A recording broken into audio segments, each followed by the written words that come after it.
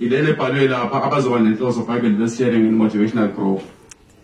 Ubaba uNyambose ube umholi wethu ukusuka eDurban North kuze kuyoshaya eJozini.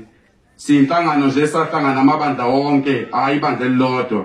Ube leader yethu esibhekela bonke abazalwana ukusuka koSthenga kuze kuyoshaya eJozini bebereport kuyena.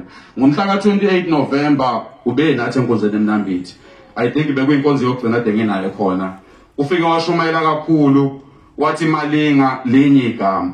Sathi masimchazela ngegroup ukuthi iyatholakala ku Facebook wathi kade ngangena. Sathi yaphindi itholakala kwaThop wathi Malinga ngithi ngicela ningifake.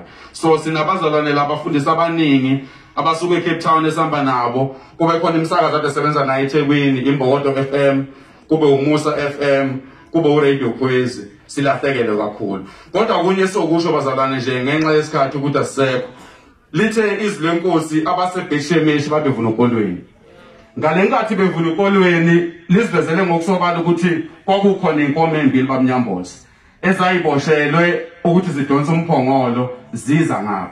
Kodwa into ebestrange bazalwane bonke bebandla nozayinonke phelele. Ngalenkathi iboshela inkomo embili ezayikade ilethe umphongolo. Lithi iBhayibheli kwangezona lezi ezayijwayela ukuthi iboshele.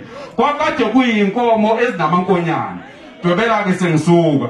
Lithi iBhayibheli ngalenkathi behamba abasebheshemeshi inhabitant bebehlala khona. Bawubona umphongolo uza. Inkinga athi ikhona abaholi. Amankonyane ayiboshiwe sele ngemuva. Bandla lePGI nabazalwane bonke duduzekani. Kodwa ade ngikuthanda noma amankonyane ayikhala ngemuva zayikhala ziya phambili. Asithi masikhala bazalwane sibe siya phambili. Yilokho okulekelela amadoda amane mayekade lethe umuntu oshawe istroke kuJesu. Lithi iBhayibheli amadoda amane adephethe indoda ebifuhla ngothi. Kwangathi kunenkinga kugcwele kanje. Uma befika bezoletha umuntu ofe uhlangothi. Lithi iBhayibheli abemane ephethe umuntu kwa5. Ambone phambi kwabe ngathi umuntu oshawe istroke. Uma efika ngaphakathi ukukholwa kalamadoda ayelethe umuntu ofuhla ngothi ikona kwasindisa umuntu. Kodwa mayesinda kuvela irevelation ukuthi angakho ukuthi ube sefuhla ngothi.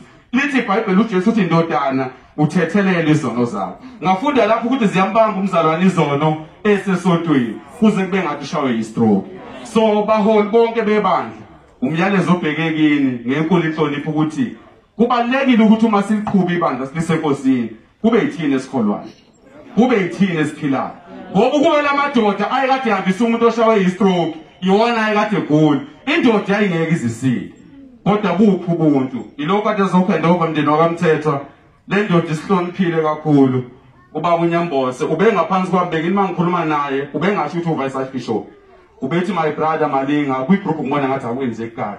Bengingaba njani masingathola ama-ball t-shirt? Bese ngaba njani masingenza isikhwama? So libandla nje lonke phephisani ngisuke eMnambithi ngadela konke khona abasuke eCape Town esihamba nabo abasuke eMpumalanga sizohlonipha iqhawe nobuholi bebandla ngoba siyazi ukuthi ubunjalo bakhe uphuma la ebandleni siyabonga.